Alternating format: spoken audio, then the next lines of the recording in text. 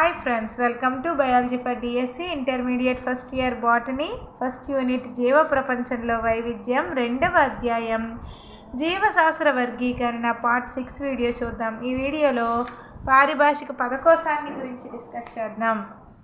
పారిభాషిక పదకోశం సూక్ష్మజీవ నాశకాలు. ఇవి సూక్ష్మజీవులు ఉత్పత్తి చేసే రసాయన పదార్థాలు ఇతర సూక్ష్మజీవుల పెరుగుదలను నిరోధించడం లేదా చంపగల సామర్థ్యం ఉన్నవి. నెక్స్ట్ నిశ్చల సిద్ధబీజాలు. చలనరహితమైన పలుచని గోడలు ఉన్న సిద్ధబీజాలను నిశ్చల సిద్ధబీజాలు అంటారు. ఆస్కోకార్ప్. ఇది ఆస్కోమైసిటిస్కి చెందిన శిలీంధ్రాలలోని ఫలనాంగాన్ని ఆస్కోకార్ప్ అంటారు. ఆస్కోస్పోర్. ఇది ఆస్కస్లో ఉత్పత్తి అయ్యే సిద్ధబీజం. ఆస్కస్ అంటే ఏంటి?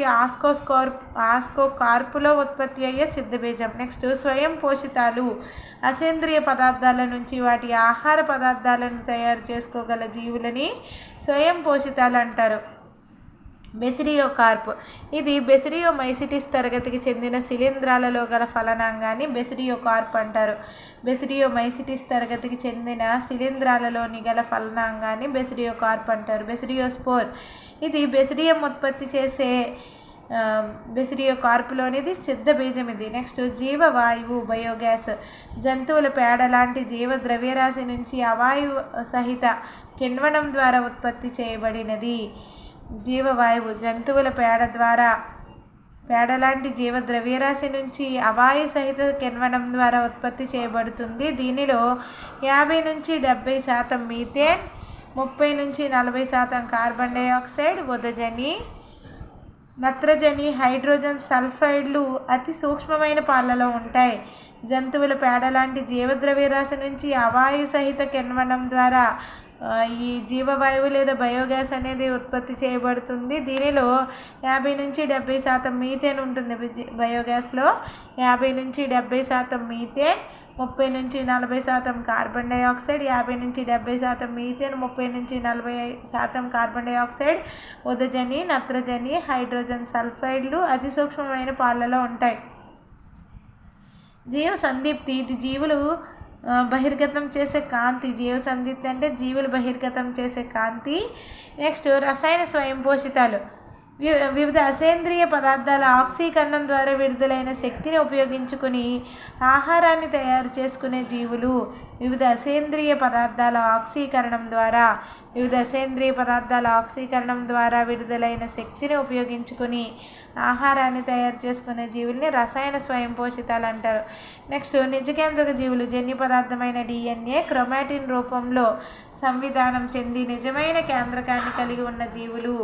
నిజకేంద్రక జీవులు అంటే జన్యు పదార్థమైన DNA క్రోమాటిన్ రూపంలో సంవిధానం చెంది నిజమైన కేంద్రకాన్ని కలిగి ఉన్న జీవులను నిజకేంద్రక జీవులు అంటారు. వీటిలో త్వచంతో ఆవరించబడిన అనేక కణాంగాలు ఉంటాయి. నిజకేంద్రక జీవుల్లో త్వచంతో ఆవరించబడిన కణాంగాలు ఉంటాయి. నెక్స్ట్ ఏంటి? ఆవాసం. ఒక జీవి సాధారణంగా నివసించే సహజ ప్రదేశం లేదా ప్రాంతాన్ని ఆవాసం అంటారు. నెక్స్ట్ ఏకస్థితిక జీవిత చక్రం. ఏకస్థితిక దశలు ప్రాధాన్యం కలిగి ద్వైస్థితిక దశ సంయుక్త బీజానికి మాత్రమే పరిమితమైన జీవిత చక్రాన్ని ఏకస్థితిక జీవిత చక్రం అంటారు. ఏకస్థితిక దశలకి ప్రాధాన్యం కలిగి ద్వైస్థితిక దశ సంయుక్త బీజానికి మాత్రమే పరిమితమైన జీవిత చక్రాన్ని ఏకస్థితిక జీవిత చక్రం అంటారు. నెక్స్ట్ గుల్మం. చేవదేరిన భాగాలేవి లేకుండా ఉన్న చిన్న నాజూకైన మొక్కని గుల్మం అంటారు. చేవదేరిన భాగాలేమీ లేకుండా ఉన్న చిన్న నాజూకైన మొక్కనే గుల్మం అంటారు. పరపోషితాలు. వాటి ఆహార పదార్థాన్ని అవి తయారు చేసుకోలేవు, కానీ ఇతర జీవులపై కానీ లేదా నిర్జీవమైన సేంద్రియ పదార్థాలపై కానీ వాటి ఆహారం కోసం ఆధారపడే జీవులు పరపోషితాలు. వాటి ఆహార పదార్థాన్ని అవి సొంతంగా తయారు చేసుకోలేవు, కానీ ఇతర జీవులపైన లేదా నిర్జీవమైన సేంద్రియ పదార్థాలపైన వాటి ఆహారం కోసం ఆధారపడే జీవులు పరపోషితాలు. హోలోఫైటిక్. స్వయం పోషిత పోషణనే హోలోఫైటిక్ పోషణ అని కూడా అంటారు. స్వయం పోషిత పోషణనే హోలోఫైటిక్ పోషణ అంటాం. నెక్స్ట్ జాంతవ భక్షణ పోషణ. ఘన రూపంలో గల సేంద్రియ ఆహార పదార్థాలను నేరుగా లోపలికి తీసుకోవడం ద్వారా పోషణ పొందగలగడాన్ని జాంతవ భక్షణ పోషణ అంటారు. ఘన రూపంలో గల సేంద్రియ ఆహార పదార్థాలని నేరుగా లోపలికి తీసుకోవడం ద్వారా జరిగే పోషణని జాంతోపక్షణ పోషణ అంటాం. శిలీంధ్ర మూలాలు. శిలీంధ్రానికి నాలికాయుత మొక్కల వేర్లకి మధ్య ఉన్న సన్నిహిత సంబంధం వలన ఇవి ఏర్పడతాయి. మొక్క వేర్లు ఫాస్ఫేట్ శోషణను పెంపొందిస్తాయి, అందుకే వీటిని జీవ ఎరువులుగా ఉపయోగిస్తారు. నెక్స్ట్ నత్రజని స్థాపన. వాతావరణంలోని ద్వినత్రజని అమ్మోనియా లేదా నైట్రేట్ లాంటి స్థిరమైన రూపంలోకి మార్పు చెందే ప్రక్రియని నత్రజని స్థాపన అంటారు. వాతావరణంలోని ద్వినత్రజని అమ్మోనియా లేదా నైట్రేట్ లాంటి స్థిరమైన రూపంలోనికి మార్పు చెందే ప్రక్రియనే వాతావరణంలో ఉన్న ద్వినత్రజని అంటూ ఉంటుంది కదా, అది అమ్మోనియా లేదా నైట్రేట్ లాంటి స్థిరమైన రూపంలోకి మార్పు చెందే ప్రక్రియనే నత్రజని స్థాపన అంటాం. నెక్స్ట్ అవికల్ప పరాన్నజీవులు. వికల్ప పరాన్నజీవికి భిన్నంగా ఈ పరాన్నజీవి స్వతంత్రంగా అంటే పరాన్నజీవిగా కాకుండా జీవితం గడపలేదు. వైరస్లు అవికల్ప పరాన్నజీవులు అంటాం కదా. అవికల్ప పరాన్నజీవికి భిన్నంగా ఈ పరాన్నజీవి స్వతంత్రంగా అంటే పరాన్నజీవిగా కాకుండా జీవితం గడపలేదు. నెక్స్ట్ గోళాకార సంయుక్త బీజం. ఇది ఫలదీకరణం చెందిన స్త్రీబీజ కణం లేదా సంయుక్త బీజం. గోళాకార సంయుక్త బీజం ఇది ఫలదీకరణం చెందిన స్త్రీబీజ కణం లేదా సంయుక్త బీజం. ముఖ్యంగా మందమైన కైటిన్ సహిత గోడని కలిగి ఉండేది.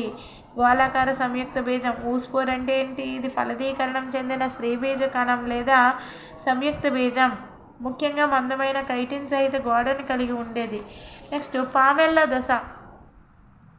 కొన్ని కసాబీత ఆకుపచ్చని శైవలాలు లేదా మొక్కల లాంటి ఫ్లాజిల్లేట్లు లేదా కసాబీత జీవులు జీవిత చక్రంలో ఏర్పడే చలనరహిత కసాబరహిత విడికణాల సమూహాన్ని పామెల్లా దశ అంటారు. కొన్ని కసాబయిత ఆకుపచ్చ శైవలాలు లేదా మొక్కల వంటి ప్లాజిల్లేట్లు లేదా కసాబయిత జీవుల జీవిత చక్రంలో ఏర్పడే చలనరహిత కసాబరహిత విడికణాల సమూహాన్ని పామెల్లా దశ అంటాం. కొన్ని కసాబయిత ఆకుపచ్చ శైవలాలు లేదా మొక్కల వంటి ఫ్లాజిల్లేట్లు లేదా కసాబయిత జీవుల జీవిత చక్రంలో ఒక దశ ఉంటుందన్నమాట. చలనరహిత కసాబరహిత విడికణాల సమూహాన్ని పామెల్లా దశ అంటాం. నెక్స్ట్ పరాన్నజీవులు. ఇవి ఆహారం కోసం ఇతర జీవులపైన ఆధారపడతాయి. పరాన్నజీవులు ఆహారం కోసం ఇతర జీవులపైన ఆధారపడతాయి. కాంతి స్వయం పోషితాలు. ఇవి సూర్యరశ్మిలోని శక్తిని వినియోగించుకొని సరళ పదార్థాల నుంచి ఆహారాన్ని తయారు చేసుకునే జీవులు.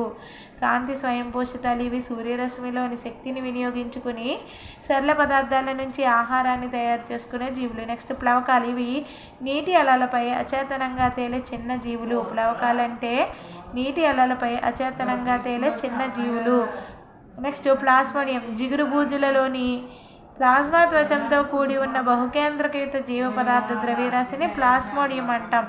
జిగురు బూజులలోని అంటే శిలీంధ్రాలలోని ప్లాస్మా త్వచంతో కూడి ఉన్న బహుకేంద్రకయుత జీవ పదార్థ ద్రవ్యరాశిని ప్లాస్మోడియం అంటాం.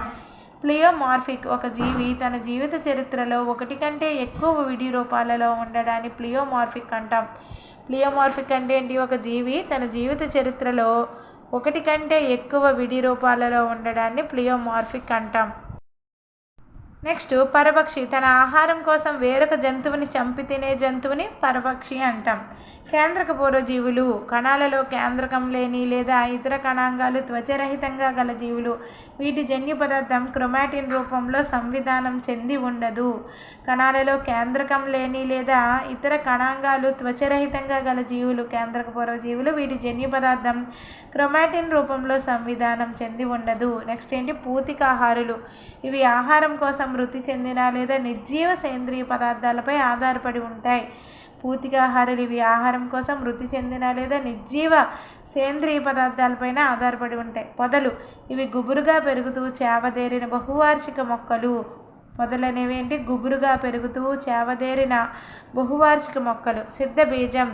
ఇవి ప్రత్యక్షంగా కొత్త మొక్కగా అభివృద్ధి చెందగల అలైంగిక ఏకకణ ప్రత్యుత్పత్తి ప్రమాణం. సిద్ధ బీజం అనేది ఇది ప్రత్యక్షంగా కొత్త మొక్కగా అభివృద్ధి చెందగల అలైంగిక ఏకకణ ప్రత్యుత్పత్తి ప్రమాణం. ఇది వ్యాప్తి చెందడం కోసం అనుకూలనాలను ఏర్పరచుకుని ప్రతికూల పరిస్థితుల్లో కూడా అనేక కాలాల పాటు జీవించి ఉండగలదు. సిద్ధబీజం వ్యాప్తి చెందడం కోసం అనేక అనుకూలనాలను ఏర్పరచుకుంటుంది. సిద్ధబీజం ప్రతికూల పరిస్థితుల్లో కూడా అనేక కాలాల పాటు జీవించి ఉండగలదు. సిద్ధబీజాలు అనేక బ్యాక్టీరియంలు, మొక్కలు, శైవలాలు, శిలీంధ్రాలు, కొన్ని ప్రోటోజోవన్ల జీవిత చక్రంలో ఒక భాగంగా ఉంటాయి సిద్ధబీజాలు. ఉన్నత శ్రేణి మొక్కలలో సిద్ధబీజ మాతృకలలో క్షయీకరణ విభజన అనంతరం ఏర్పడే సిద్ధబీజాలను మియోస్పోర్లు అంటారు. ఉన్నత శ్రేణి మొక్కలలో సిద్ధబీజ మాతృకలలో క్షయీకరణ విభజన అనంతరం ఏర్పడే సిద్ధబీజాలను మియోస్పోర్లు అంటారు. దాలోఫైటాలో సిద్ధబీజాలు సమవిభజన ఫలితంగా ఏర్పడవచ్చు. అట్టి వాటిని మైటోస్పోర్లు అంటారు. సహజీవులు రెండు భిన్న జీవుల మధ్య గల సహసంబంధంలో రెండు పరస్పరం లబ్ధి పొందడాన్ని సహజీవనమని, అలాంటి జీవుల్ని సహజీవులని పిలుస్తారు.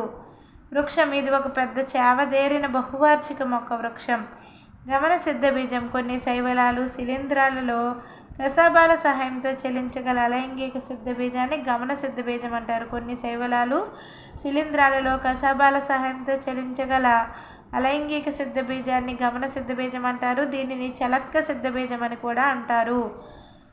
ఈ గమన సిద్ధబీజాన్ని చలత్క సిద్ధబీజం అని కూడా అంటారు. ఇక్కడతోటి మనకి ఈ జీవశాస్త్ర వర్గీకరణ అధ్యాయం 2 అనేది కంప్లీట్ అయింది. నెక్స్ట్ వీడియోలో మనం అధ్యాయం 3 మొక్కల విజ్ఞానం వృక్ష శాస్త్రం గురించి డిస్కస్ చేద్దాం. Stay tuned and keep watching.